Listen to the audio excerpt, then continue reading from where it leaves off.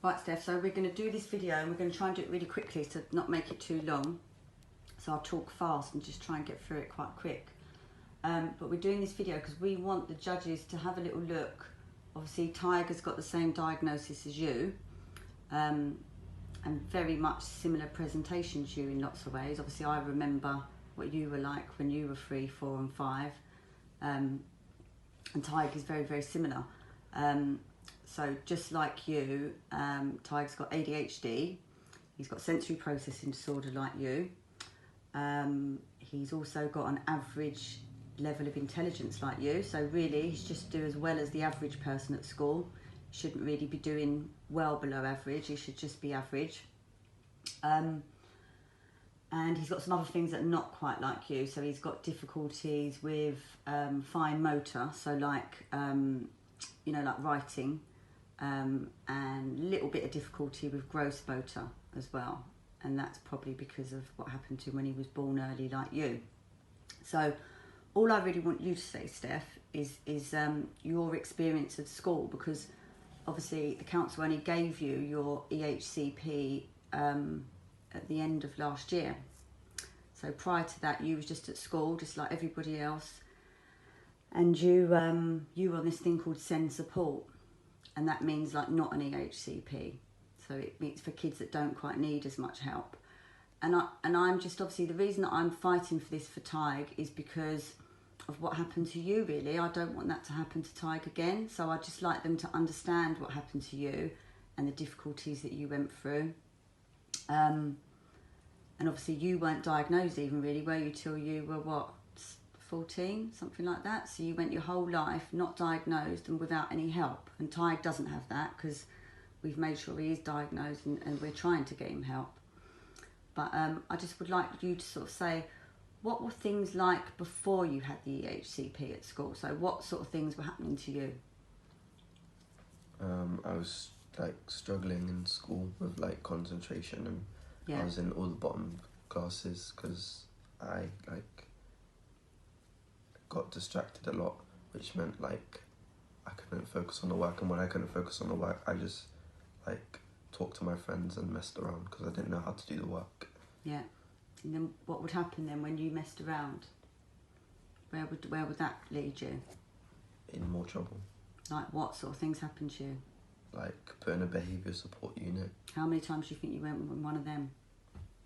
Like 20. Do you think? Was you ever excluded? How many times? 3 or 4. Yeah. And would you say that you got in quite a lot of trouble then with behaviour and stuff? And what about your work? Do you think that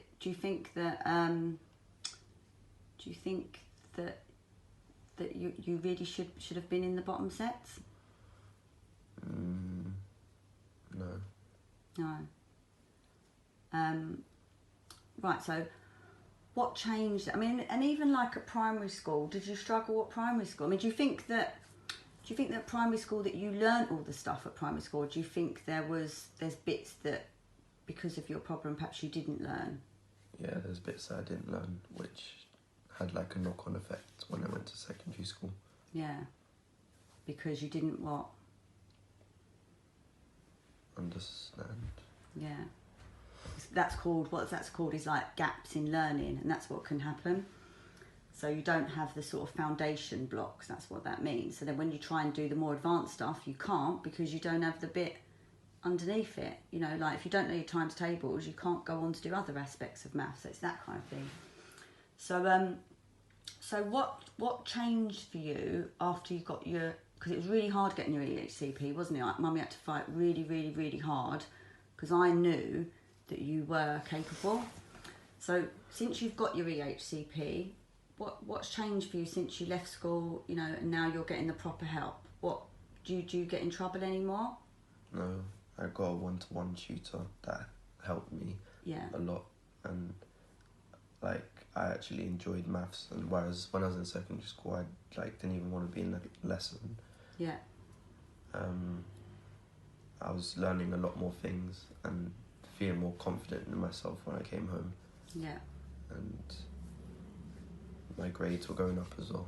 Yeah, so just for the video, like, obviously, when you was at mainstream school and you weren't getting any help and you were under SEND support, what were they saying to us about your GCSEs then? Do you remember what Chestnut Grove was saying? That I couldn't do them and had to do these things called AQAs. Right. And obviously Mummy pulled you out of the school and I got you the proper help. And then in January you did your first English verbal GCSE, didn't you, Steph? What did you get in that? Distinction. Yeah, you did, didn't you? You did really, really well, didn't you? Do you think that if you hadn't have had an EHCP and you hadn't have had the support and I'd have just left you in the school, carried on as you were, do you think you would have exams now? Do you think you would have even sat the exams? No. What, you know, like the boys that were in your class, that, you know, the ones that were all in the bottom sets that all used to muck about, what's happened to them? Now most of them are just like expelled from school, doing drugs and like gangs and stuff. Yeah. Do you think that if I'd have been a bit of a silly mum and not really realised what was going on, do you think you'd be doing that, or? Yeah, probably. Yeah. What do you feel like now? Like, now you look to the future and obviously, you know, you've done your GCSEs, haven't you? We're waiting for the results, but how did you feel when you done the GCSEs? Do you think do you think you done okay? Or do you think they were easy, or what do you think? I felt that they were okay. Yeah. I probably passed them. Yeah. And what do you feel now about the future? Do you think you've got a bit more of a chance? Mhm. Okay. What do you think? You know little Tig, don't you, in the house? What do you think about him? Do you think he needs help, or you watch him going around, don't you? Yeah. Can't really sit still for too long, and he has like low patience. Like his patience is low, so he'll need like somebody one-to-one to be able to like push him on. Yeah. And keep him focused, because if he's by himself, he'll just see what he does at home and like mess around and go crazy. Yeah. I mean, what do you think would happen if Tig?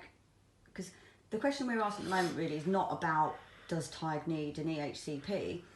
What I'm asking the council is, I'm saying, please, would you assess him for one to see whether he needs one? And then at the end of that, they say yes or no. They're saying that they won't even assess him, that essentially he's got no special needs and doesn't need any help really, and that he can just be managed just like you were on this SEND support thing, which is what you were on until Mummy finally got you an EHCP. What do you think will happen to Tig if I can't get him an EHCP? Probably just end up like how I was before I had a EHCP. Do you think that would be a good thing for him, or? No. So now we know, like, from experience, it's better to get him help early than later. Yeah, because if I'd have known with you, I definitely would have done. And they kept telling me that, you know, they didn't say that you didn't have ADHD. In the end, they just sort of, it all got kind of left. So it wasn't that they didn't say you didn't have it, but you definitely didn't get the help in school. And it is just really, for me, the effect of not helping children like you is that at the end of it, they end up like the boys that you're talking about. Do you know? Especially if they're not perhaps from really rich backgrounds. Do you know? Like if they're from backgrounds like us, then the chances are, if they're not helped, it causes more problems in the end. So, but I just wanted you to speak for Tig, because sometimes people don't listen to me because I'm just the mum, but obviously you've been through it yourself, haven't you? You know. And so thanks very much for doing that for him. All right.